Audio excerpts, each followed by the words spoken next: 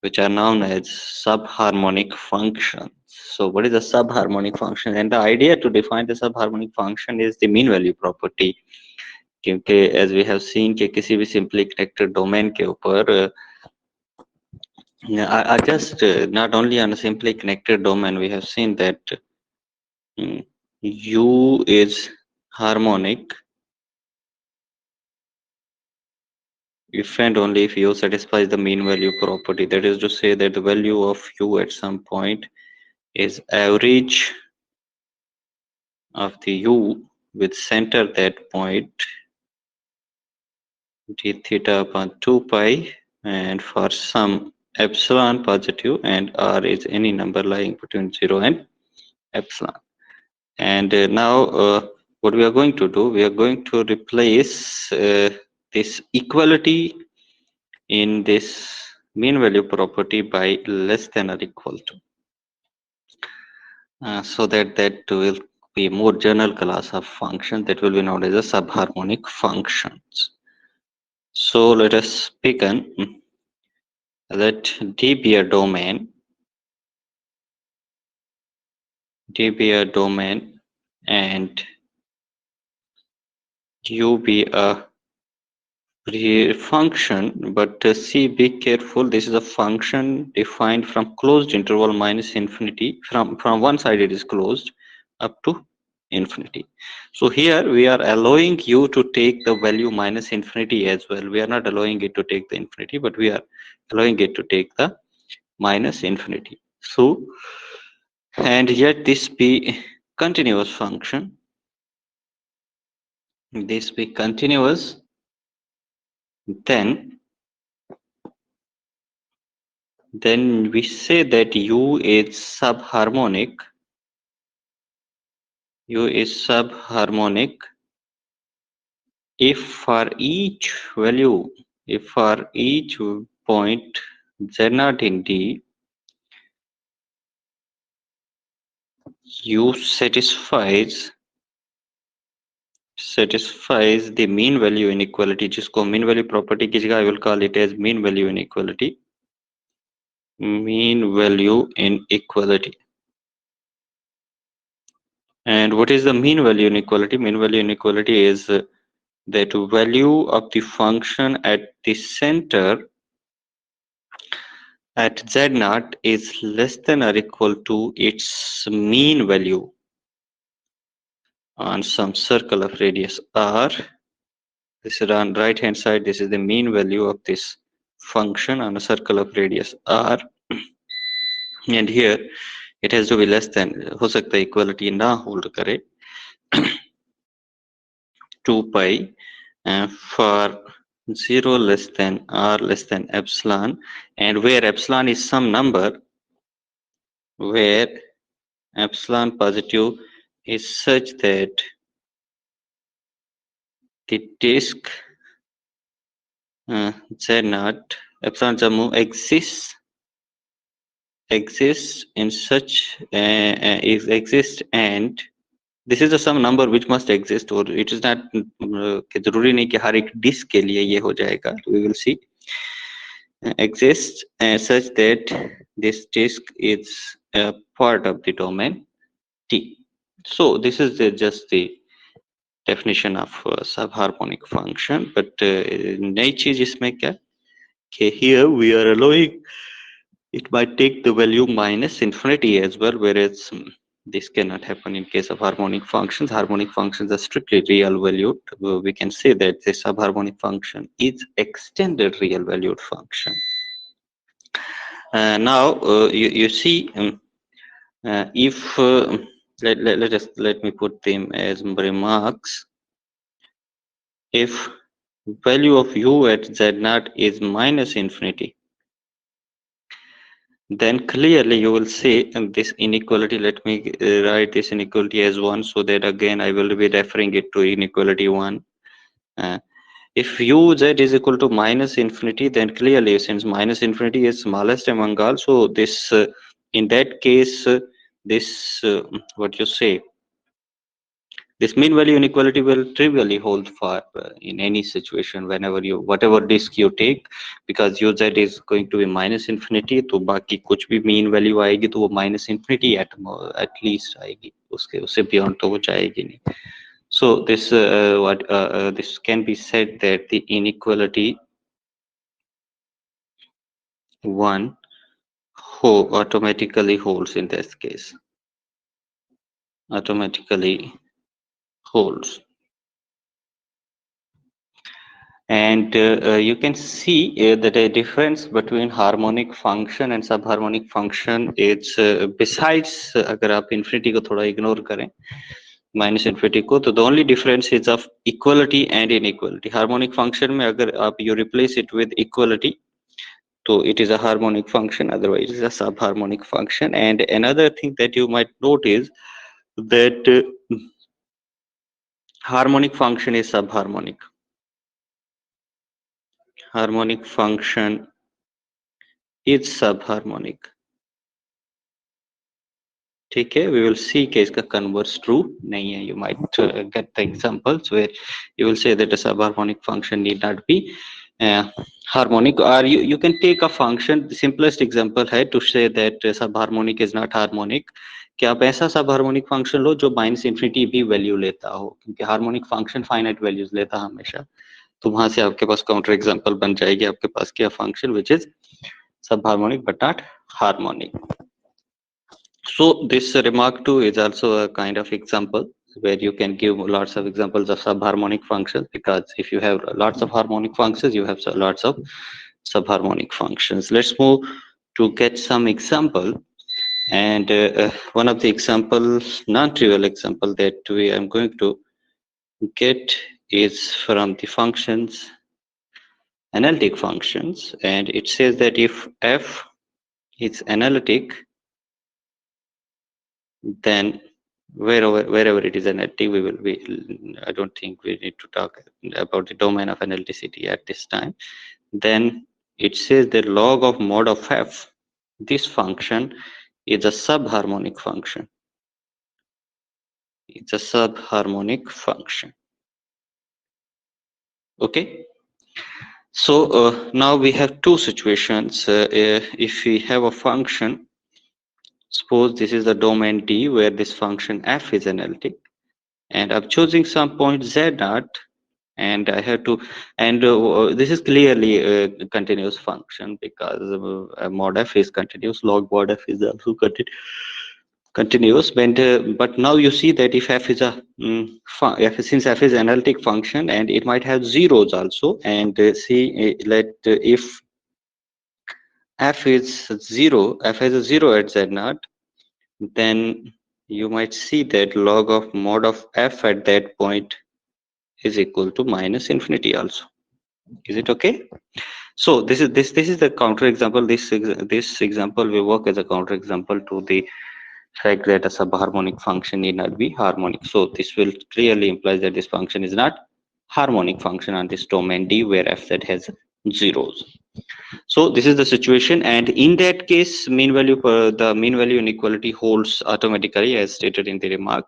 So we don't need to verify the mean value inequality for this point where the function takes the value 0, and so that then log of that mod of z naught is equal to minus infinity. So next, let us take let us assume that z naught is not a zero. Z naught is not a zero of function f. So that log of f, then log of mod of f at z naught is definitely finite. It's not equal to minus infinity, that's so to say. It's not equal to minus infinity. Now see, zeros are isolated, and I have a point z naught.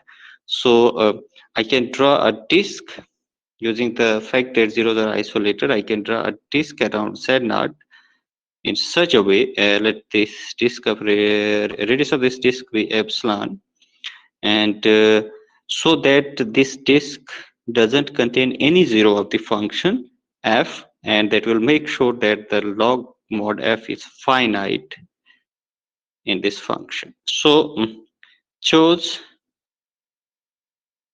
a disk T. We can always choose such a disk. See, this is always possible. I'm not doing it by myself. So choose a disk uh, in domain T such that f at z is not equal to 0 for each point in that disk. So why, how it is going to help us? How it is going to help us? It's going to help us because we know that अगर function किसी domain पे zero नहीं है तो उस function के logarithm का analytic branch exist करता है. So an analytic branch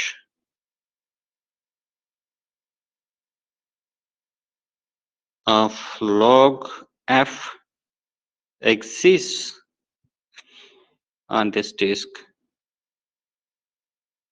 z naught epsilon, or we can say, that is to say, we can say this in this way also, that there exists an analytic function, or we can say that this function g, there exists an analytic function g on the given disk where the function has no zeros, such that g is equal to log of f, or you can say g of z. That is to say, this implies that g of z is equal to log of f of z. But let us use the definition of log function. How you define log of? It has to log of mod of f of z plus I times whatsoever it is I times some argument of fz plus something. It has to be, let's it might be something plus constant. Okay, it's I'm not saying there is a principal branch, it might be some other branch also, so that's why I'm writing it as a constant c. So what it implies, I can take it to be ic. So this clearly implies that uh, this log of mod of fz, this function is real part of this function, is a real part of this function g z. That is to say that log of mod f is nothing but it's a real part of g, but we are talking about this only on this disk epsilon where the function is not zero. So what it implies, it means that since g is an analytic, and we know that real and imaginary parts of an analytic function are harmonic functions, so this implies that this log mod f is harmonic. That is to say that this is harmonic on dz naught epsilon. If it is harmonic there, so it is harmonic because it will satisfy that mean value property and hence the mean value inequality, or that is to say that log mod f is subharmonic. So in this way, looking at each point, we prove that this log mod f is a subharmonic function, and you see that this may not be a harmonic function on whole of the domain D. And for the better understanding, you might take a function which has at least a zero in that domain, so that you will have that log of mod of that function will have infinity minus infinity as one of its values. Is it okay? Do you have any questions? No, sir. Okay, another example to generate more subharmonic functions is just to take the mod of the any analytic function. That mod of any analytic function is just a subharmonic function, and it's very simple to prove. Uh, let us take f. Let us take f be an analytic function on some domain D. Then so we see that mod of f is defined and its range lies in 0 infinity, and which is a subset of minus infinity infinity. So it is defined from domain T to minus infinity to infinity. It doesn't take the value minus infinity for the time, for the surety. Even it doesn't take the value negative value. But the definition doesn't claim that its range must always contain minus infinity, but it only tells that there is a possibility that functions might take minus infinity also. So we have this thing, and also we know that f is continuous and the mod function is continuous. So this is a composition of two continuous functions. So mod f is continuous functions. Also mod of f is continuous. Okay. Further, since we know that analytic functions are always are complex harmonic functions, so f is complex valued harmonic function. Better to I will say only restrict to saying that it is complex harmonic function. It is complex harmonic function, so it satisfies the mean value property. So it satisfies mean value property means to say that we can choose there is so for any point z naught in D, and there will be some epsilon greater than 0 such that the disk with center epsilon is a part of the domain D, and it has the mean value property to say that value at the center of the function f is the mean of the values of the function and the circle of radius r for every r 0 less than epsilon. Now we have the property when we operate modulus over this function, and then modulus and integral has a relation of triangle inequality type, and it will be less than or equal to 2 pi. It will be mod of f z naught plus rei theta d theta upon 2 pi. And clearly, which is this is nothing but this, which is the mean value inequality. Mean value inequality for subharmonic functions, and hence it proves that mod of f is a subharmonic function. Is it okay? Yes, sir. Okay.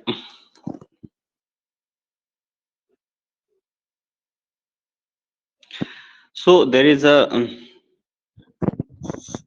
another characterization of smooth real valued functions to be subharmonic, and I'm just going to state that result. But this result establishes a kind of similarity between subharmonic functions and convex functions. Convex functions आपको मालूम है कि कोई function होता है जो convex है, अगर आप उसके ग्राफ को ड्रा करें तो उसका ग्राफ हमेशा ऐसे होता है, so that आप उस ग्राफ पर कोई भी दो पॉइंट्स ले लें. If you take any 2 points on that board and you join the 2 points with the line segment, then जो part of the graph है between these 2 points, let this be point P1, P2, then the part of the graph between these 2 points must lie below this line segment which joins the point P1 and P2.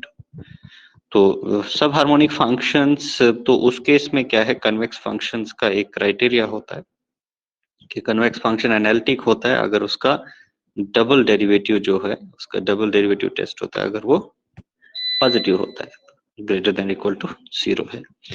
तो वो तो single valued functions के लिए है. तो in case of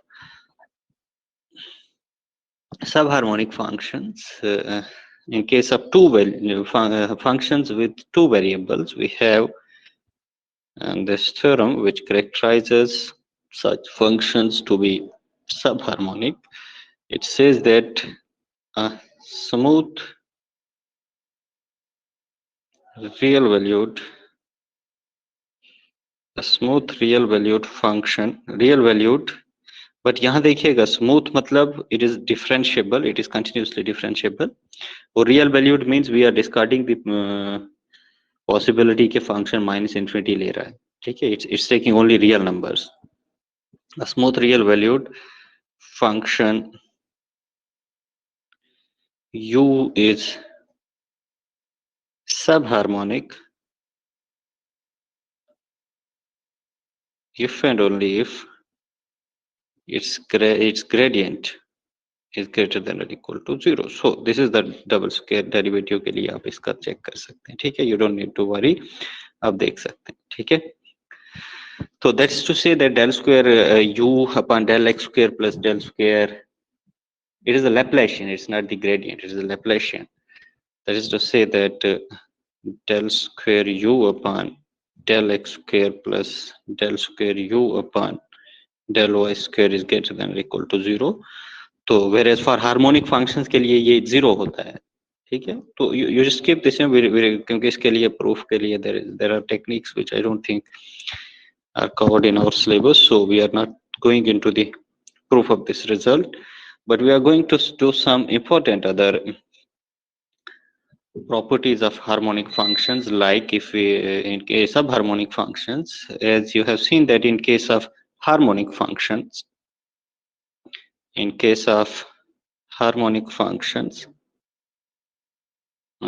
we know that if u and v are harmonic functions, then u plus minus v is harmonic, and even if you multiply harmonic function with any constant or any scalar, better to say, is harmonic, just also harmonic. But for product we are not certain, but there is something which might not hold for subharmonic functions, and what holds for subharmonic functions is u plus v. Sum of harmonics is harmonic, but difference of harmonics may not be a harmonic function. And second one also holds for subharmonic functions, and let me state it as a result, and we have some extra property also. And the first thing that is to prove is, let me call it as a theorem, that if u and v are subharmonic functions,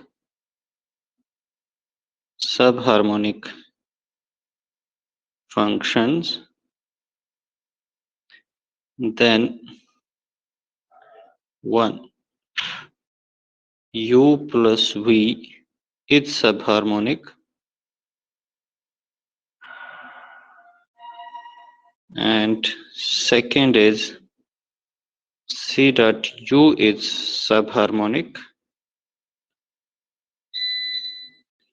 where is, but यहाँ थोड़ी condition है, c has to be greater than or equal to 0, whereas in harmonic functions c can be any constant, then it will be always harmonic. And other thing that we are not talking about u minus v, we are talking only the sum. And third one is that if we take the maximum of the two and let that function be w, then the maximum of the subharmonic function is subharmonic. It's subharmonic function. So let's write the proof one by one, and for first it is quite simple.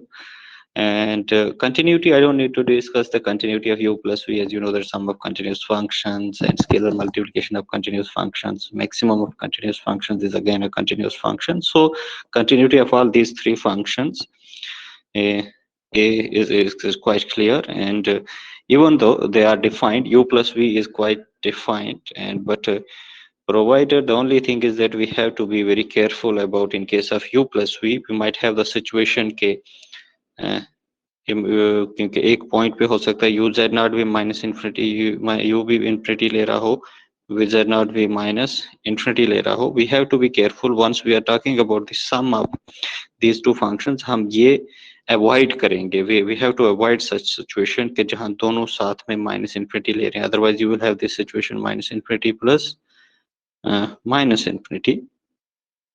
So either we take the convention के minus infinity plus minus infinity है, or we avoid this situation. So better to I think in my sense it should be avoided.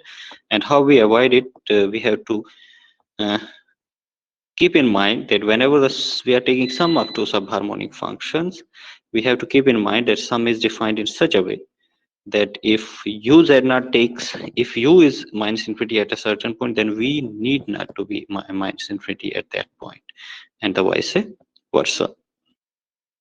Okay, so with this, let us now prove that it is subharmonic. And now, since u is subharmonic and v is subharmonic, so uh, there will be some epsilon 1 and epsilon 2 such that you will have the mean value inequality, means the value of uh, u at some point z naught will be less than or equal to the mean value of the u z naught plus r e I theta d theta upon 2 pi for each r lying between, let's say, epsilon 1 and 0. And similarly, v is also subharmonic. It also satisfies this sub mean value inequality, means v value at z naught of v is less than or equal to its mean value on a circle of radius r d theta upon 2 pi, and 0 less than or less than epsilon 2. Now you see, let me call this equation 1 and is this equation 2. Let's call this 2 and this 3 because I have already given the name 1 to the mean value inequality. Now, if I take epsilon to be the minimum among the two epsilons, epsilon 1 and epsilon 2, then both the inequalities hold for any r such that r lies between 0 and epsilon. Hence, for such choice of r, better to say 0 epsilon u z naught plus v z naught. Addition will not change the inequality. Addition doesn't change the inequality. U z naught is less than or equal to 0 to 2 pi u at z naught plus r e I theta d theta over 2 pi plus v at z naught is also less than or equal to 0 to 2 pi value at z naught plus r e I theta d theta. And since integral is a linear thing, so you can take it to be, integral is a linear operator, so it will be 0 to 2 pi u plus v at z naught plus r e I theta d theta upon 2 pi, and this is nothing but this is the mean value inequality for u plus v, and this establishes very simply that u plus v is a subharmonic function. And whereas in case of multiplying u with a non-negative scalar, what you can do, if you multiply u with c, you have this inequality here in equation second, which I am greening it. So you are taking c to be greater than or equal to 0, and you know that in case of these are real numbers, and in case of real numbers, multiplying an inequality by a non-negative number doesn't alter the inequality. It doesn't reverse the inequality. So if I multiply it with c, it will be c times, let me take some other color. So if I multiply it with c, it is c times u z naught. It will be less than or equal to c times something. But you have the property of integrals that when you can take out the, again, that's the linearity property of integrals, that if you have some constant inside the integral, you can take it outside, or it is outside, you can take it into inside. So the c will operate from inside as well.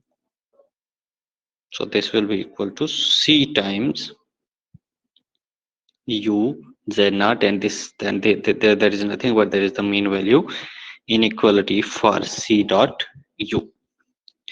Now, whereas for the case of 3 is concerned, where we have to prove that the maximum of two subharmonic functions is again a subharmonic function.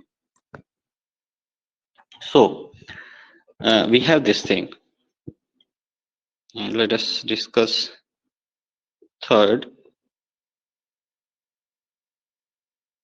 We have this thing that Wz is defined to be maximum of Uz and Vz. So clearly Uz is less than or equal to Wz. And not only Vz, and also Vz is less than or equal to Wz for every z in the domain T. So what it means? It means that integral u z naught plus r e I theta d theta upon 2 pi, क्योंकि ये integrals में ये inequality hold करती है, this is 0 to 2 pi, this will be less than or equal to integral 0 to 2 pi w z naught plus r e I theta d theta upon 2 pi, and similarly for v also.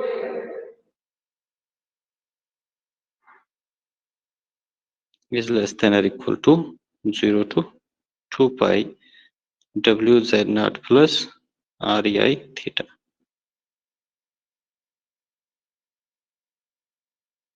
This is 2 pi. How you write it? It is 2 pi. You have this inequality.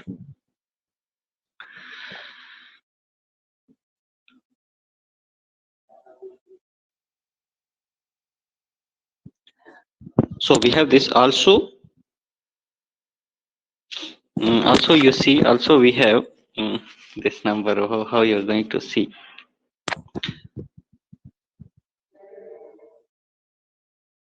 Let me write it here only. Let me make space for it. So after doing this, you see u being a subharmonic means you have, let me choose the color so that it becomes differentiable. So we have this inequality also. U z naught is less than or equal to, and similarly v at z naught is less than or equal to this mean value. So what do we have? We have this thing that both the values u z naught and v z naught, both these values are bounded by a same value, which is this mean value of w is bounded by this value 0 to 2 pi w z naught plus r e I theta d theta upon 2 pi. So both the values are bounded by this number. That means this is a kind of upper bound for these two values. And if it is an upper bound, so इनका जो maximum होगा, maximum का भी ये maximum, क्योंकि maximum is just a supremum, and supremum is least upper bound. Though this mean value of w is one of the upper bound, and so maximum has to be the least upper bound. Therefore maximum of these two values u at z naught and v at z naught has to be less than or equal to this number. Hence maximum of these two numbers u at z naught and v at z naught is also bounded by the same number, that is, this is less than or equal to this value 0 to 2 pi and w at z naught plus r e I theta d theta upon 2 pi, but by definition maximum of u and z naught is nothing but it is w at z naught is less than or equal to 0 to 2 pi w at z naught plus r e I theta, and this establishes that we can choose to be epsilon. Okay, this establishes that this w satisfies the mean value inequality, hence w is subharmonic function. W is subharmonic function. Is it okay? Yes, sir. Any questions? Any questions regarding this? No, sir. Okay.